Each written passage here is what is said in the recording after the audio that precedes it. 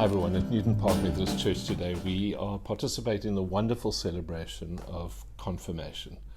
And in fact we are baptizing 2 teenagers as well, so it's a wonderful day for us. So the homily for today is not intended for a wider audience. It's really aimed very specifically at those 2 baptismal and those confirmation candidates. So as you listen, just listen with the ears on behalf of those young people and listen for a word for yourself today. And the story that we tell in is part of a much longer story for which we don't have time to tell the whole thing, but there are 4 main characters in the part of the story I am telling today. The first is King Saul, and then there's Saul's son Jonathan, so in other words Prince Jonathan, and then Jonathan has a son himself, Mephibosheth, so little Prince Mephibosheth, and then of course Jonathan has his best friend, the famous David. Now Saul, the king, came to hate David. And the reason he hated him was because David was such a good soldier. And in those days, you evaluated the success of a soldier by how many people the soldier was able to kill. And David had killed many, many people in their tens of thousands, says the scriptures. And so Saul hated the fact that David was so successful. I mean, he was the king. He was supposed to be the best soldier in the land. So out of his jealousy, he decides to set off to kill David. David, wisely, strategically, decides to go into hiding to avoid being killed. Or as Kenny Rogers says, you've got to know when to hold them and know when to fold them. Anyway, in the meantime, Saul and Jonathan head off to a war with the Philistines, the famous Philistines. Sadly, and it's told rather matter-of-factly in the scriptures, they both end up being killed in that war.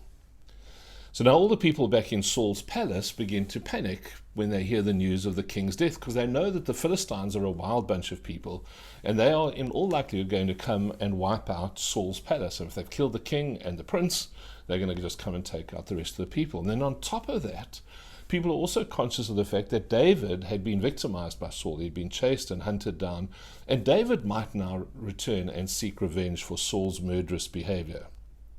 So the palace people do what sensible people would do. They pack their bags and run. But in that process, a tragedy happens. Jonathan's son, Mephibosheth, who is only 5 years old at the time, is being carried by his nursemaid, his carer, as they run. And as she's running, she falls and lands on the boy's legs and ends up breaking both his ankles. What are the chances that that would happen? And as you can imagine, in those days, medical care wasn't what it is today. So there are no orthopedic surgeons around, no people who could guarantee that this would be a break that could be well solved. And so the ankles aren't set properly, and Mephibosheth ends up being disabled. The scriptures call him lame.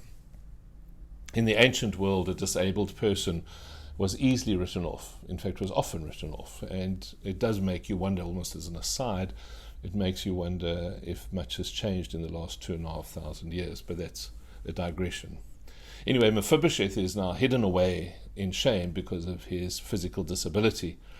This prince, this grandson of the mad king, is now living as a nobody, in hiding, in shame. Until one day there's a knock on the door. Mephibosheth, by this stage, is now an adult, and David, Jonathan's friend, has become king. And like a shepherd looks for a lost sheep, or a poor widow looks for a lost coin, or a father looks for his lost son, David searches for any members he can find of Jonathan's family. And when Mephibosheth hears that the knock on the door is a messenger from King David, he is instinctively, his first thought is terror, because he's lived all these years thinking that David wants him dead, that David would want to wipe out all trace of Saul. So maybe the hitman has now finally caught up with him. But what Mephibosheth missed was that David really loved Jonathan, and Jonathan had really loved David. And so even though the story is filled with attempted murder and disloyalty and hide-ins and suspicions, all that had gone on, even though Jonathan now had been killed in battle, so David could quite easily have just gone, my loyalties ended with his death, David decides he's never going to give up on Jonathan, never going to give up on Jonathan, and therefore never give up on Jonathan's family. So the shepherd, this great shepherd who wrote, "The Lord is my shepherd," he goes looking for this lost sheep of Jonathan's family. And when he eventually finds him, he says a few things to him. I'm not going to mention all of them, but I want to highlight just 2. And the first thing that David says to Jonathan's son is he just simply uses his name. He says, Mephibosheth. He calls him by name. I don't know if you've done the reading. We haven't done it on the video here today, but I hope you have done the reading. But in verse 8, Mephibosheth bows down and says, "What is your servant that you should notice a dead dog like me?" That's his response to being called by name. What is your servant that you should notice a dead dog like me? David names him. He says, "You are not what they have labeled you to be, and you are not what you've labeled yourself to be. You are Mephibosheth." And when we use someone's name, we are not just noticing them. We are noticing them. We are saying, "I see you," but it's more than that. When we use someone's name, we are opening the door to something much bigger. An essential part of loving someone is in knowing their name. In fact, the first step in loving someone is in knowing their name, is by calling them by name. Because our names are very precious things. In many ways, our names hold who we are. They are the summary of our life. And when David says Mephibosheth, he is, certainly in this context, he is speaking love and blessing and acceptance over this young man. And he is saying, "You are no dead dog to me.